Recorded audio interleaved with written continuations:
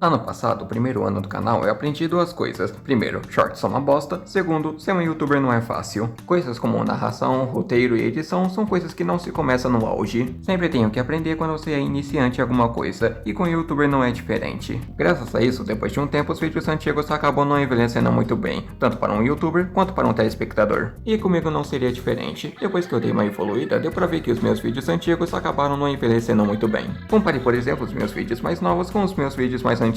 Só pela capa dá pra perceber a diferença de qualidade. Mas apesar disso, eu ainda tenho um carinho pelos vídeos mais antigos por causa do pontapé inicial. E dos meus vídeos antigos, o que eu mais gosto de revisitar é o analisando o mangá do Central Navy. O primeiro vídeo grande do canal e que por um tempo foi o que teve mais view. E apesar desse vídeo ter uns problemas, eu vejo ele com muito carinho. E como essa semana é a semana do meu aniversário, eu decidi fazer um remake desse vídeo como um vídeo especial. Então chega de enrolação e vamos começar o vídeo de verdade agora. Um dos meus youtubers favoritos é o Central Navy, um youtuber que geralmente fala sobre jogos e animes, e que sempre teve como um dos focos principais do seu canal o senso de humor ácido, e se tem uma coisa que ele sabe fazer é um senso de humor ácido que realmente faz você rir. Legoshi então fica pensando na sensação macia de segurar ela, e o primeiro capítulo termina com ele pegando no rabo do Jack, pra comparar com a maciez da coelha. Eu desconfio que meu amigo tentou me comer. Então passou-se um mês desde o ocorrido, a O ficou sem ir pra escola, a mãe tá devastada pois ela não sabe o que aconteceu com o pai, e o Taika ficou doente e já faz uma semana que a mãe deixou ele no hospital. A O foi dormir e quando ela acordou, lá estava o Taika humanizado. Fudeu! Se ele decide desinstalar o jogo, depois de um tempo ele instala o jogo de novo. O jogo é frustrante, mas é muito viciante. Por isso o LoL é comparado com droga. Com certeza o Navy sabe fazer um humor ácido melhor do que 90% das séries para adultos. Graças a esse conteúdo divertido, ele acabou se tornando um dos meus youtubers favoritos. E é graças a ele que eu admiti que eu sou um furry de cabeça erguida. E lá em 2023, ele criou um mangá independente chamado The Goat Witch, um mangá sobre uma bruxa poderosa chamada Valerie. E que inclusive teve uma incrível história de criação. Uma história que só o melhor dos melhores escritores seria capaz de contar. Em um dia qualquer, eu simplesmente acordo com uma puta vontade de desenhar uma mina muito coxuda. Por quê? Não sei, só aconteceu. Ok. E hoje nesse vídeo eu vou analisar esse mangá do Central Navy. Olá pessoal, eu me chamo Shinigami Flame e vocês estão no canal The Darkness Kingdom. E hoje nesse vídeo eu vou analisar um mangá feito pelo Central Navy, que no momento que eu tô fazendo esse vídeo só tem um capítulo one shot. Então pegue o lanchinho, se acomode, fica bem confortável e não se esqueça de fazer o famoso ritual, dar like, se inscrever e compartilhar o vídeo para que a palavra do canal chegue para mais pessoas. Agora vamos começar o vídeo.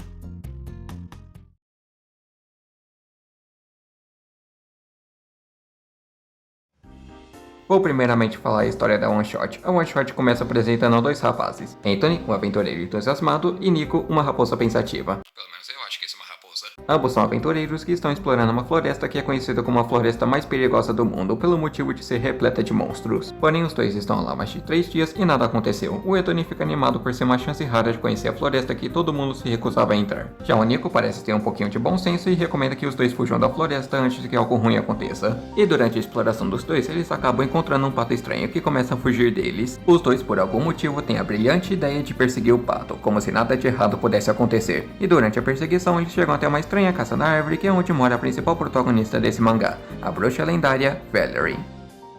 Foi nada. E no momento que ela vê os dois rapazes, ela imediatamente bota os dois pra dormir e vai questionar furiosa com o pato que se chama Duck como que os dois rapazes entraram na floresta, sendo que era pra ele ter trocado os selos de ocultação. O Duck então abre o jogo e admite que não trocou os selos de ocultação, pelo motivo de que ele queria que os dois rapazes entrassem na floresta pra ver se isso resolve o problema do tédio da Valerie, afinal ela não sai da floresta há mais de 300 anos. Inicialmente a Valerie não aceita esse plano e fala que vai apagar a memória dos dois pra que isso acabe não virando um problema, mas o Duck depois consegue convencê-la a dar uma chance por dois rapazes. A Valerie então acorda os dois rapazes e se apresenta como uma bruxa da natureza e pergunta se os dois têm algum questionamento a fazer. Os dois então reconhecem a Valerie como a lendária The Goat Witch, uma bruxa tão poderosa que é capaz de conceder a imortalidade para um indivíduo. Os dois então perguntam por que a Valerie vive isolada naquela floresta, e a resposta é que naquela floresta tem um portal que leva para o mundo dos dragões, e que no passado um grande dragão veio ao mundo dos humanos e quase devastou todo mundo. Então a Valerie matou o dragão e foi morar na floresta para impedir que outro dragão viesse ao mundo dos humanos, e desde então ela nunca mais saiu daquela floresta. E a Valerie fala que ficar na floresta por mais de 300 anos acabou a deixando bem entediada, então ela pergunta para os dois rapazes se eles tinham alguma maneira de se divertir. Os dois então apresentam a internet, e essa one shot termina com a Valerie ficando presa no celular do Anthony. Tadinha.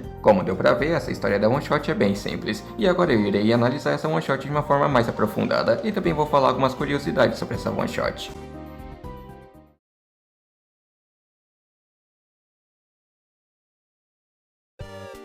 Agora eu vou analisar essa one shot de uma forma mais aprofundada, começando pela história, que é bem simples. Essa história é basicamente uma história de um ser imortal tentando encontrar uma maneira de se divertir em um mar de tédio. Só que essa one shot tem um problema, ela é muito curta. Cada ato dessa one shot, que é o começo, meio e fim, possui poucas páginas. O primeiro ato tem 4 páginas, o segundo ato tem 7 e o terceiro tem 6, totalizando 17 páginas. Isso é muito pouco para uma one shot. O recomendado para criar uma one shot ou um primeiro capítulo é ter entre 10 a 20 páginas por ato. Vou usar a Caixa-Curta de exemplo. O primeiro capítulo de Caixa-Curta possui bastante páginas por ato. O primeiro ato tem 13, o segundo tem 20 e o terceiro tem 38, totalizando 71 páginas. E essa é a quantidade recomendada para um primeiro capítulo de uma história, já que assim fica mais fácil dos leitores se interessarem pela sua história. Já 17 páginas vai ter mais dificuldade para atrair o interesse dos leitores. O Nif tentou resolver esse problema colocando bastante quadros e balões de fala nas páginas, porém além disso não ter resolvido o problema, isso acabou gerando outro problema que eu vou falar daqui a pouco. Agora falando sobre os personagens, a maioria deles não são muito interessantes. O Nico e o Anthony possuem uma personalidade própria, porém eles não chamam muita atenção. Já a Valerie, ela tem uma personalidade forte e a história dela é até que legalzinha, porém também não chamam muita atenção. E o Duck é sem sombra de dúvidas o melhor personagem dessa one shot, pelo motivo de ser o mais carismático e o mais engraçado. A cena da bimbada até hoje me quebra. Mas no geral, os personagens dessa one shot são a parte que mais precisa melhorar nesse mangá, já que os personagens são sem sombra de dúvidas a parte mais importante de qualquer história, pelo motivo de que são os personagens que faz a gente conhecer e se interessar por uma história. Se um mangá não tem bons personagens, não tem como a gente se interessar pela história. É só ver que vários mangás muito bons como Soul Eater, Black Clover, Caixa-Curta e Bleach são obras incríveis por causa dos personagens. Se não fosse pelos personagens, essas obras não seriam incríveis. E é graças aos personagens que obras ruins como Demon Slayer e a droga do Solo Leveling não são obras muito boas. Usando o Demon Slayer como exemplo, a maioria dos personagens deles não são muito bons, e os poucos que são bons não têm tanto tempo de tela quanto deveriam ter. E o Rengoku, eu prefiro ficar quieto nessa parte. Então eu espero que em capítulos futuros os personagens sejam a parte que mais melhore nessa história. E para finalizar essa análise, eu vou falar da arte, que é muito boa, apesar de ter alguns problemas. O estilo de arte do Nef é bem legal com essa mistura de realista com estilizado. Apesar de eu preferir estilos de arte mais estilizados, eu gostei desse estilo. Só que o estilo tem um problema, ela é inconsistente. Vou usar de exemplo essas duas páginas que acontecem uma em seguida da outra. O estilo dessas duas páginas são tão diferentes que dá a impressão que foi dois artistas diferentes que fizeram essas páginas, ao invés do mesmo artista. E a maioria dos character designs são bem simples. O Anthony é só um homem, o Nico é só uma raposa antropomórfica e o Duck é só um pato. E a Valerie é uma flor gostosa, ou seja, é a personagem com o melhor character design da one shot. E esse áudio foi logo seu áudio número 69. E uma curiosidade sobre o visual da Valerie é que esse não foi o primeiro visual dela, ela teve um visual antes desse, que bom, era esse aqui.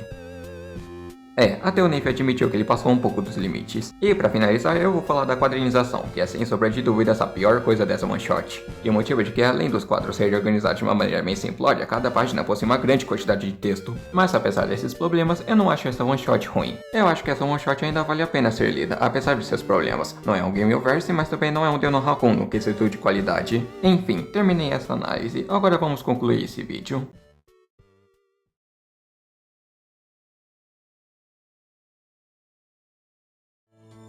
Enfim, chegamos em mais um final de vídeo. Eu espero que vocês tenham gostado desse vídeo, e apesar desse vídeo ser um remake, eu não vou ocultar o vídeo original. Ele ainda vai estar público para vocês verem o quanto que eu melhorei de um vídeo para outro. E eu espero que o Nef goste desse vídeo se um dia esse vídeo chegar até ele. E eu também espero ter mais 19 anos de vida boa e saudável. E espero poder continuar fazendo vídeos de alta qualidade durante esse tempo. E se por acaso você está assistindo esse vídeo na época do seu aniversário, bom, feliz aniversário para você. Enfim, esse foi o vídeo. Dá like, se inscreve se gostaram do vídeo e comentem o que gostaram e o que não gostaram do vídeo para eu estar melhorando nos próximos vídeos. Eu me chamo Shinigami Feline e até o próximo vídeo.